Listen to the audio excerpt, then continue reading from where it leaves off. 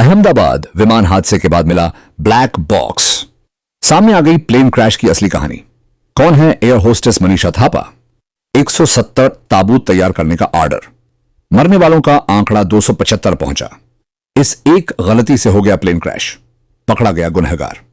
क्या तुर्की ने कराया विमान क्रैश? कौन है भारत का नासिर दम जिसने 12 दिन पहले करी थी प्लेन क्रैश की भविष्यवाणी? 36 घंटे बाद विमान क्रैश होने की वजह तक जांच एजेंसियां पहुंच गई हैं। एयर होस्टेस मनीषा थापा भी इसी विमान में सवार थी और मदद करते हुए खुद भी हादसे का शिकार हो गई। लेकिन जिस ब्लैक बॉक्स की खोज हो रही थी उसके मिलने के बाद सबसे बड़ा खुलासा हो गया है। क्या भारत में प्लेन क्रैश किसी देश की साजिश है? तुर्की का नाम क्यों आ रहा है?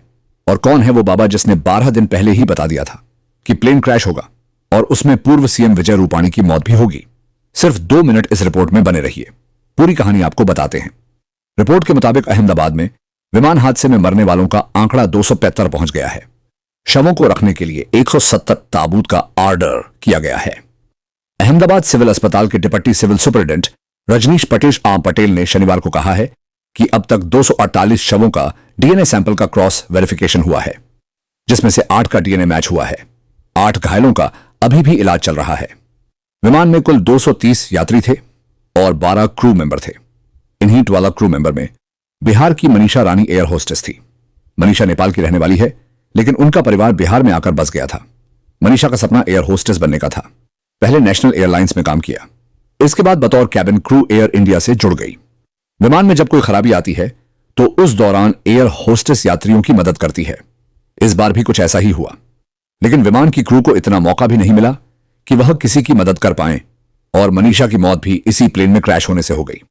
एयर इंडिया के विमान के क्रैश होने से 12 दिन पहले भारत के ही एक संत, जिनका नाम गोपाल शास्त्री व्यास है, उन्होंने अपने फेसबुक पर लिखा था कि 7 जून के बाद प्लेन भारत सहित कई देशों में प्लेन क्रैश होंगे, कई घटनाएं होंगी। भारत, अमेरिका, चीन, फ्रांस, यूके जैसे देशों के बड़े और प्रसिद्ध व्यक्तियों की मौत होगी। अहमदाबाद प्लेन क्रैश में पूर्व सीएम विजय रूपाणी की मौत हुई है और यह भारत का सबसे भयानक हादसा है। ऐसे में इस पोस्ट को सच माना जा रहा है। विमान क्रैश होने के बाद लगातार यह बहुत तेजी से पोस्ट वायरल हो रहा है, जिसे लोग सनातन की भविष्यवाणी से जोड़कर देख रहे हैं। लेकिन विमान हादसे की असली वजह क्या था? क्या कोई साजिश थी? और तुर्की का नाम क्यों आ रहा है इसमें? इसे भी चलिए आपको बताते हैं। किसी भी विमान हादसे के बाद उसका ब्लैक बॉक्स मिलना बहुत जरूरी होता है। इस ब्लैक बॉक्स में विमान के अंदर की खामियां और वहां के हालात रिकॉर्ड होते हैं। इसे बहुत खास तरीके से बनाया जाता है ताकि प्लेन नष्ट होने के बाद भी, आग लगने के बाद भी यह नष्ट ना हो। अमेरिका और भारत की एजेंसियां इसकी जांच कर रही हैं, जिससे पता चलेगा कि विमान क्रैश के दौरान फ्लाइट में क्रू मेंबर क्या कर रहे थे, पायलट क्या कर रहे थे और इंजन फेल होने की वजह से हादसा हुआ या फिर कोई और वजह थी। इसके साथ ही यह भी पता चलेगा कि पायलट के मदद मांगने के बाद भी एटीसी ने मदद क्यों नहीं की। लेकिन अब विमान हादसे के तार तुर्की से जोड़ रहे हैं। भारत ने जब ऑपरेशन सिंदूर को अंजाम पाकिस्तान में घुसकर दिया, उस दौरान पाकिस्तान की खुलकर मदद करने वाला कोई और नहीं बल्कि तुर्की था।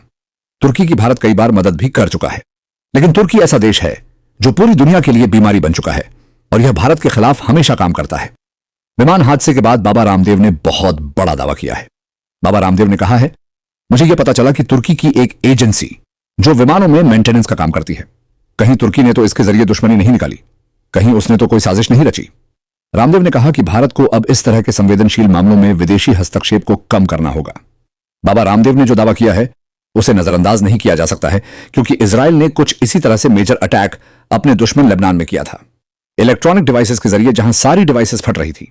इसलिए भारत को भी अपने दुश्मन देशों से सावधान रहना होगा। वैसे जांच बहुत तेजी से चल रही है। ब्लैक बॉक्स की भी जांच हो रही है और बहुत जल्द असली गुनहगार के चेहरे से पर्दा हटेगा। क्या आपको भी लगता है कि इसमें तुर्की का हाथ या फिर कोई बड़ी साजिश हो सकती है, जैसा कि बाबा रामदेव ने दावा किया है? अपनी राय आप कमेंट बॉक्स में लिखकर जरूर बताएं।